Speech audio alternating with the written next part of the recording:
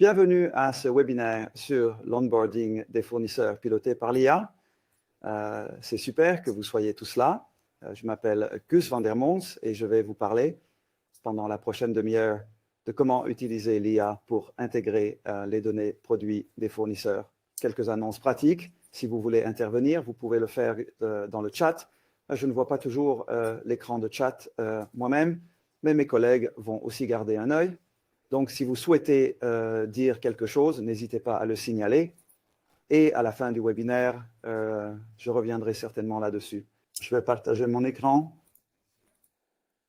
Maintenant, je vais vous emmener dans l'histoire que nous voulons raconter. Donc, Gus van der Montes de la société Squadron Machine Learning Company. Nous nous concentrons sur l'application de la science des données et de l'intelligence artificielle. Et nous le faisons principalement pour les fournisseurs, les grossistes et les détaillants.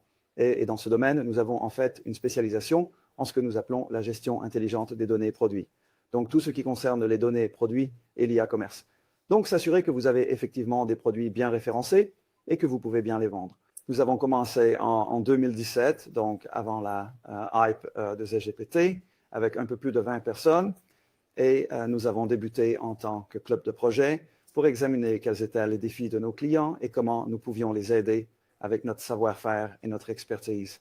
Et après un certain temps, nous avons reçu un certain nombre de questions similaires. Donc, j'ai dit, développons aussi une plateforme standard. C'est ainsi qu'est née une solution SaaS, Software as a Service, qui s'appelle PowerSuite.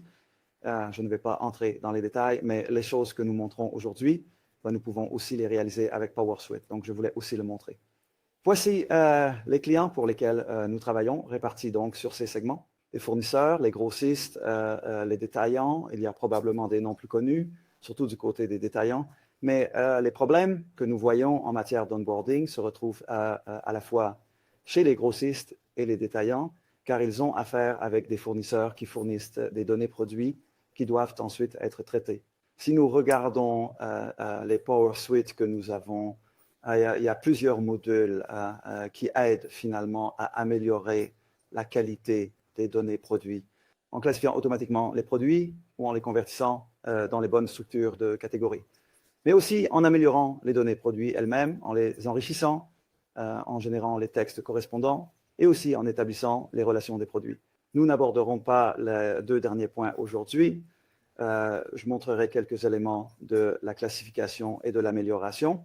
Le but de tout cela est finalement de gagner du temps afin que vous ayez le moins de travail manuel possible et que vous puissiez bien sûr générer plus de chiffre d'affaires. Alors, voyons ce que nous allons raconter ensuite. En fait, le résumé des problèmes auxquels nous sommes confrontés dans la pratique autour de ce sujet. Qu'est-ce que l'onboarding des fournisseurs basé sur l'intelligence artificielle? Bien, avec quelques exemples pour rendre ça un peu pratique. Et enfin, comment pourriez-vous l'appliquer dans la pratique? Pour commencer avec ce problème, bon, vraiment super. Félicitations, vous avez implémenté un nouveau système PIMS, superbe modèle de données, peut-être une norme de données comme ITEM ou GS1, ou peut-être votre propre modèle conçu. Vous avez peut-être même un portail d'onboarding pour que les fournisseurs puissent soumettre leurs données. Et oui, ce que vous attendez, en fait, c'est que vous demandiez à vos fournisseurs de soumettre toutes leurs données, et bien sûr que chaque fournisseur le fasse, via des API, via des smart sheets, via des pools de données, etc. Alors, en pratique, c'est un peu différent, car seule une partie des fournisseurs est capable de le faire de cette manière. Et cela signifie également qu'une partie des fournisseurs ne le fait tout simplement pas de cette manière. Donc, soit ils ont leur propre format pour soumettre leurs données, soit les données sont soumises dans le format mais ne sont pas complètes, la qualité n'est pas toujours bonne, et il y a même des fournisseurs qui disent « oui, je ne peux pas vraiment soumettre les données, nous avons un site web, consultez-le, mais soumettre les données pour moi, ça ne marche pas ». Cela dépend un peu du secteur dans lequel vous vous trouvez. Certains secteurs sont plus standardisés.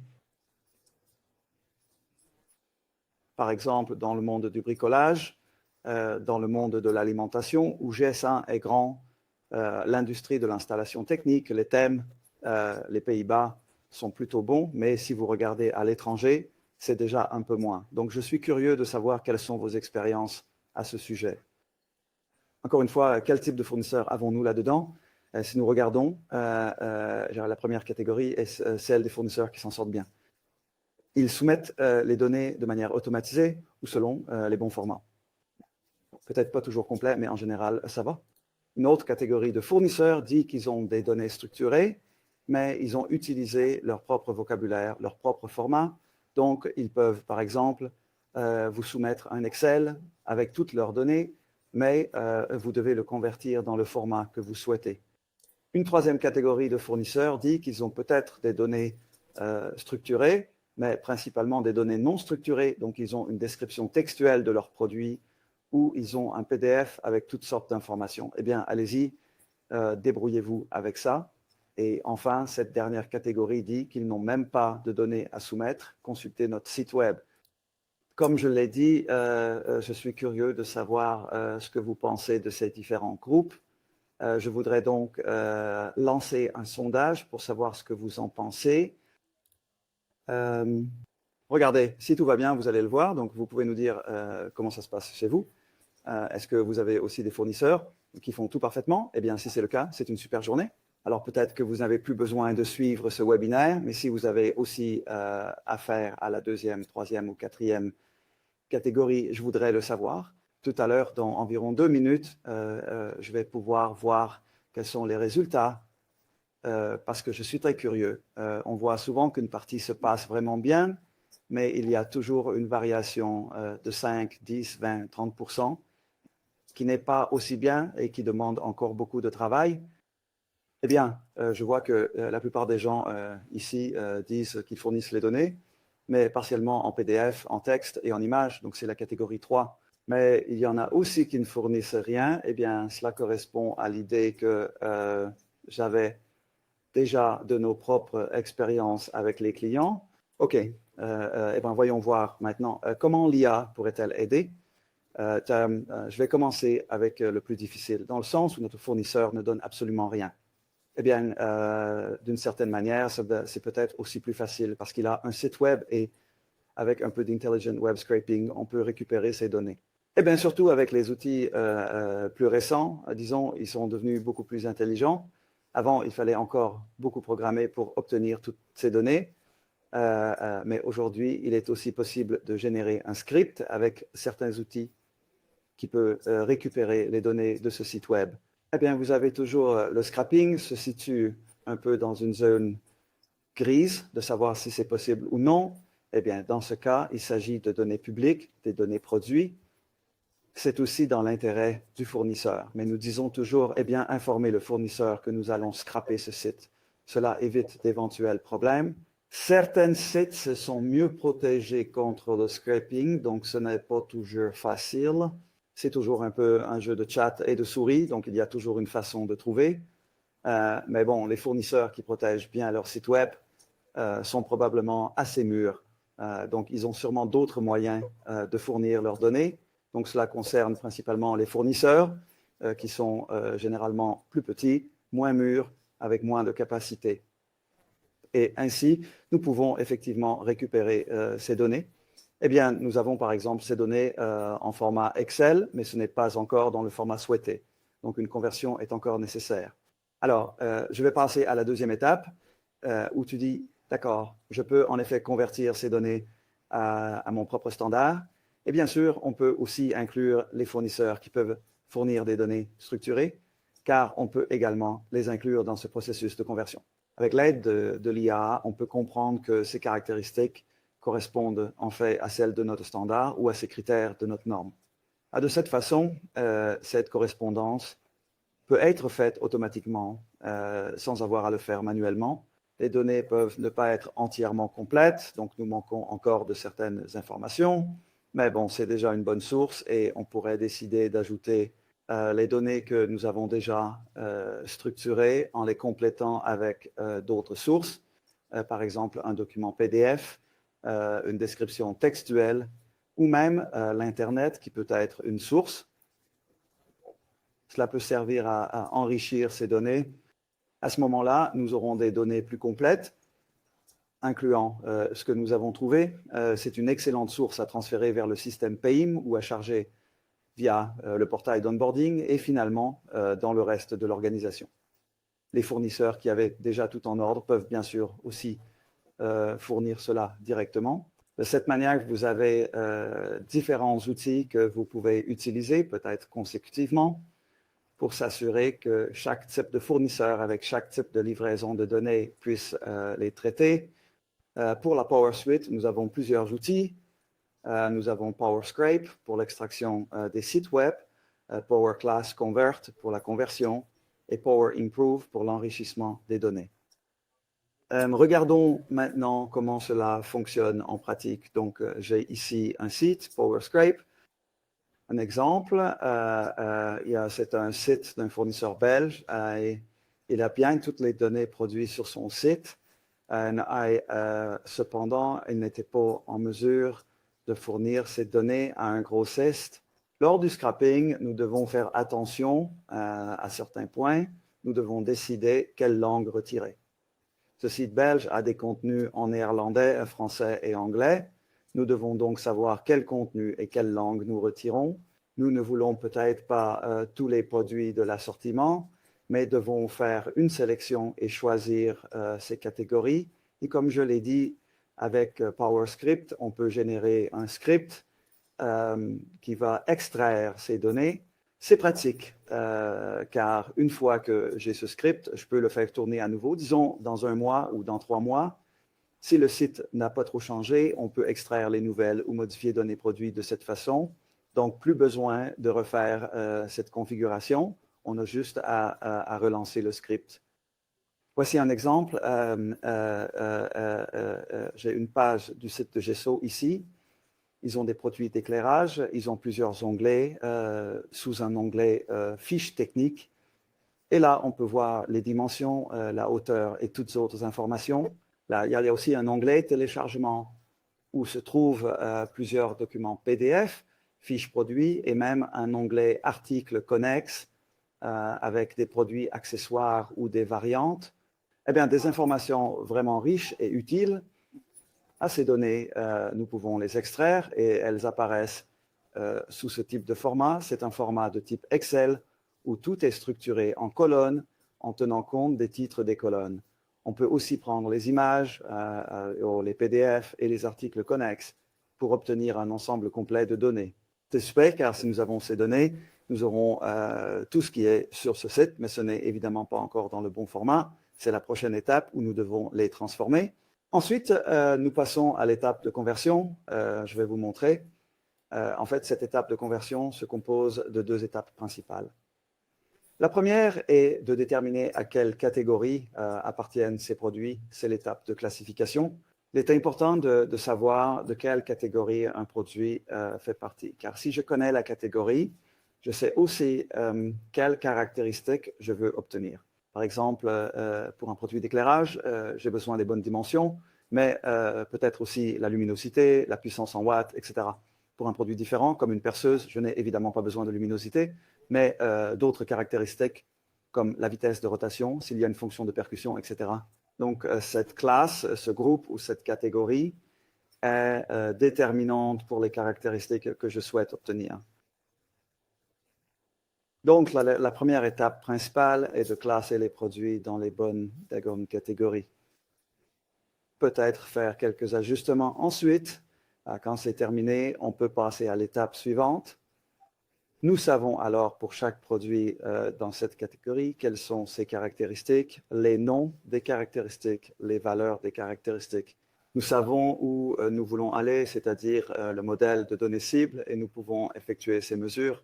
Pour une utilisation efficace, il y a évidemment une étape d'upload et une étape d'exportation. Je vais vous montrer à quoi ça ressemble en pratique. Voici notre solution basée sur le web. Elle est déjà configurée pour plusieurs modèles de données. Je peux simplement uploader ces données, choisir un fichier local sur mon ordinateur portable. Cela peut être les résultats du scraping ou quelque chose fourni par un fournisseur. Alors, ceci est la méthode manuelle. Il y a aussi des possibilités d'automatiser cela via l'intégration API, mais je vais vous montrer la méthode manuelle. De cette façon, je peux faire un upload. Je veux juste montrer ce que contient mon Excel dans ce cas. Donc, j'ai quelques colonnes. identifiant de produit, description, nom, catégorie.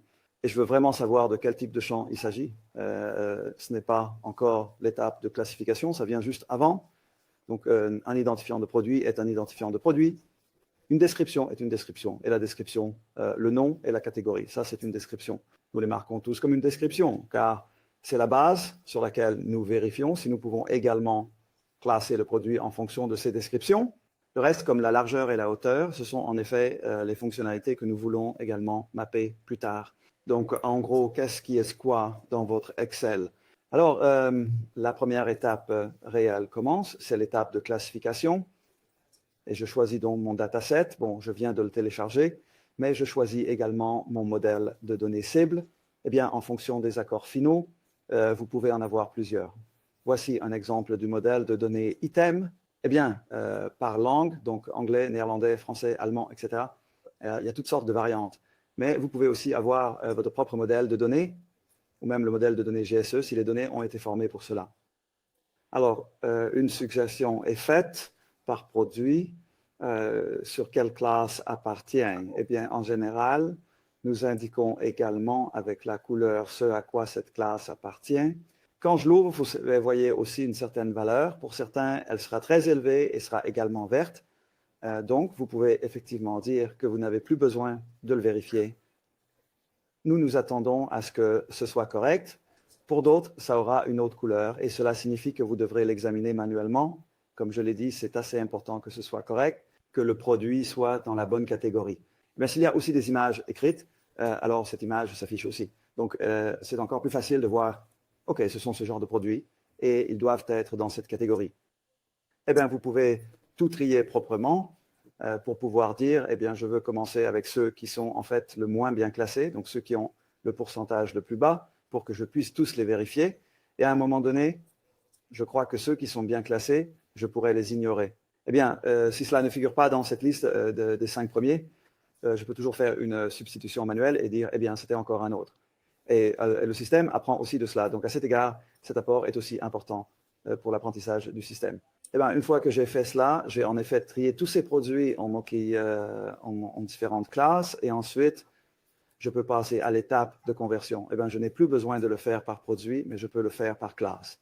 Donc, dans ce cas, j'ai ce groupe de produits ici et tous les produits qui sont en fait dans ce groupe, eh bien, ils ont naturellement tous le même type d'entrée. Caractéristique de reconnaissance, eh bien, que je peux associer à mon modèle cible, dans ce cas item 9, où il dit, eh bien, ce blanc, c'est en effet ce blanc ici, eh bien, c'est assez trivial, mais il y a aussi des choses moins triviales, comme cette épaisseur qui pourrait aussi être un diamètre, eh bien, en fonction, bien sûr, des données d'entrée et du modèle final que j'ai. Eh bien, ici, le même principe s'applique. Je peux dire en gros eh bien, que cette caractéristique du fournisseur à gauche doit être associée à droite, ou je peux aussi choisir eh bien, ce qui remonte le plus dans l'algorithme. Mais oui, peut-être que cette largeur, dans ce cas, pourrait être aussi la longueur. Eh bien, je pourrais aussi l'ajuster de cette manière. Je vois aussi les données d'exemple. Je peux donc cliquer pour les ouvrir. Alors, je vois quelles valeurs elles contiennent et combien de fois elles apparaissent. Et dans ce cas alphanumérique, nous avons aussi des valeurs alphanumériques. Alors, vous pouvez tout voir ce qu'il y a dans ces données. Eh bien, une fois que j'ai fait ce mappage, je peux aussi dire pour les valeurs alphanumériques, eh bien, je veux aussi faire les correspondances au niveau des valeurs. Donc ici, j'ai en effet une certaine couleur, eh bien, associée à une couleur particulière. Je peux cliquer dessus et obtenir en fait les différentes options qui sont ici. Ceci est d'ailleurs le matériau. Ce matériau, je peux aussi le mapper aux différentes valeurs qui s'appliquent à cette caractéristique. Cela signifie que pour votre modèle de date, vous devez avoir des zéros dans cette catégorie. Nous avons ces caractéristiques et pour les caractéristiques alphanumériques. Eh bien, ce sont en fait les valeurs possibles de la liste de valeurs et pour les caractéristiques alphanumériques. J'aimerais également avoir une unité de mesure. Et c'est en fait ce qui suit où je pourrais dire, supposons que mes données d'entrée soient fournies en kilogrammes ou en grammes, alors je peux les convertir en kilogrammes ou des centimètres en millimètres, etc. de cette manière. Donc, je ne fais pas seulement le mapping, mais je cherche aussi à ce que cette conversion puisse bien se faire. Alors, quand j'ai fait ça, je suis en fait prêt et je peux exporter mes résultats. Eh bien, j'ai exporté le résultat. Eh bien, cela peut être sous différents formats, dans ce cas Excel, mais cela pourrait aussi fonctionner avec BME4. Nous pouvons configurer cela dans divers formats afin que la sortie soit fournie correctement pour que vous puissiez continuer à la traiter. Eh bien, ce traitement supplémentaire peut également être réalisé en consultant d'autres sources externes, des fichiers PDF, des textes, Internet. Eh bien, nous pouvons donc également utiliser l'application Power Improve pour cela. Aussi, j'ai une étape de téléchargement ou d'envoi direct depuis une autre application. Et là, je vais surtout voir si je peux trouver des caractéristiques à partir de ces sources alternatives. Eh bien, si je les trouve, tant mieux, je veux les voir et les approuver avant de les utiliser réellement. Donc, il y a encore une étape de révision et nous utilisons également l'IA et l'apprentissage automatique, où plus je donne d'approbation ou de refus, plus l'algorithme apprend et devient plus intelligent. Eh bien, pour montrer cela, voici le téléchargement. Je peux télécharger divers fichiers, des fichiers Excel, mais aussi des PDF et des images, par exemple. Eh bien, ensuite, le système se met au travail et regarde ce qu'il peut en extraire. Eh bien, ici, j'ai un exemple de texte assez simple dans ce cas. J'ai donc un câble PVC gris 3G 1 mm carré. Eh bien, vous voyez que l'outil est capable de dire, d'accord, j'extrais le nombre de conducteurs, c'est le 3G, il le reconnaît. Eh bien, j'ai la section nominale du conducteur qui est de 1 et la couleur est grise. Donc, j'ai ça ici aussi. Et nous allons en fait être vigilants. Eh bien, comme vous pouvez le voir, cela donne aussi un certain score de contraste. Donc, je peux facilement voir à quel point l'algorithme est sûr. Et si je rejette quelque chose, cela revient avec une note plus basse sur les produits suivants. Ainsi, à un moment donné, je ne les verrai même plus si je le souhaite. Ainsi, le système peut en quelque sorte mieux me conseiller. Eh bien, c'est un exemple simple de texte. Si nous continuons, j'ai un autre exemple, encore un texte. Vous voyez encore un autre texte. Mais ici, nous avons également utilisé un PDF. Eh bien, j'ai ici l'exemple de ce PDF affiché. Donc, c'est un PDF où plusieurs produits sont regroupés dans un tableau dans ce cas. Eh bien, vous voyez que nous avons en fait le nombre de pôles, le courant pondéré. Eh bien, nous avons également un PDF ici. Poids et unité de mesure, tout est mentionné ici. Eh bien, et dans ce cas aussi pour le produit dont nous parlons ici. Eh bien, vous voyez aussi ici le numéro correspond. Et donc, vous voyez que les valeurs 4 et 16, etc., sont toutes bien reconnues. Donc, le numéro de Pulse, dans ce cas, est 4. Et Weighted Current 16, cela a bien été extrait de ce PDF. Maintenant, si vous aviez déjà des données, ce qui est souvent le cas, et que, par exemple, dans vos données, le nombre de pôles est 2, eh bien, il l'avait aussi indiqué ici. Ici, vous voyez, par exemple, non, c'est une différence avec ce que vous aviez. Cela peut indiquer une erreur, par exemple, que le deuxième chiffre est incorrect, car je vois bien que dans le PDF, c'est 4. Mais il se peut aussi qu'il y ait une erreur dans la source. Un PDF peut aussi contenir une erreur. Cela vous permet donc d'effectuer une vérification supplémentaire de qualité sur vos données. Ceci est un PDF. Si je prends un autre exemple, une image, alors vous voyez qu'il y a aussi une certaine image. Il en extrait plusieurs choses. Tout n'est pas également pertinent, mais par exemple, la couleur du manteau extérieur est bien noire. Ce sont des choses que vous pouvez bien voir. Si un texte figure également sur une image, nous pouvons aussi le traiter. Ici, vous voyez par exemple un disjoncteur dans votre tableau électrique. Il y a plusieurs textes dessus. Eaton est écrit ici, c'est une marque, il l'a aussi bien extrait. Ici, vous voyez aussi des informations sur ce C20DC, le DC a été bien extrait, et il a aussi reconnu le 20, mais aussi directement sur l'appareil qui possède 2 pôles. Cela n'est pas indiqué dessus, mais il l'a bien reconnu à partir de l'image. Nous pouvons donc extraire ces données à partir de textes, d'images et de PDF. Cela vaut la peine. Pour certains produits techniques, c'est peut-être plus compliqué car certaines choses sont à l'intérieur, comme la puissance en watts. Cela ne se voit pas toujours de l'extérieur. Cela dépend donc un peu des types de produits. J'ai ici un autre exemple, une robe où la couleur, le motif, la longueur des manches, le type de col, etc. Ce sont des choses que vous pouvez voir sur la photo. Un humain peut les voir et cela signifie aussi qu'un algorithme peut les voir. Ça peut donc vous faire gagner du temps pour enrichir les données. Parfois, le fournisseur ne fournit pas toutes ces informations et vous voulez les avoir sur votre site web pour proposer les bons filtres et fournir le bon choix à votre client. Ce sont donc tous des exemples d'enrichissement des données. Vous pouvez exporter cela dans différents formats. Cela, vous le savez probablement. Comment allons-nous gérer cela? Vous pouvez dire que c'est bien d'avoir ces outils car nous pouvons traiter les données des fournisseurs. Eh bien, il y a aussi plusieurs clients qui font ça de cette manière. Eh bien, en fonction de la durée de la situation, si on scrape ou pas ces sites, ou en tout cas la conversion et aussi les améliorations. Mais on pourrait aussi dire, tu sais quoi, c'est en fait un travail que je pense que le fournisseur devrait faire. Donc, en fonction de ta relation avec le fournisseur, tu pourrais aussi dire, tu sais quoi, je te donne les outils, et puis tu peux faire toi-même les conversions, les contrôles et l'enrichissement, parce que oui, après tout, ce sont tes données, ce sont tes produits, donc c'est aussi quelque chose que tu dois faire. En ce moment, nous travaillons par exemple aussi pour Bol.com, qui ont également des fournisseurs, des partenaires qui ne fournissent pas tout complètement, et il a été décidé de donner également les outils à ces partenaires pour qu'ils puissent eux-mêmes aussi vérifier, d'accord, qu'est-ce que je peux améliorer, qu'est-ce que je peux compléter, afin que leurs données produits soient suffisamment bonnes pour être vendues.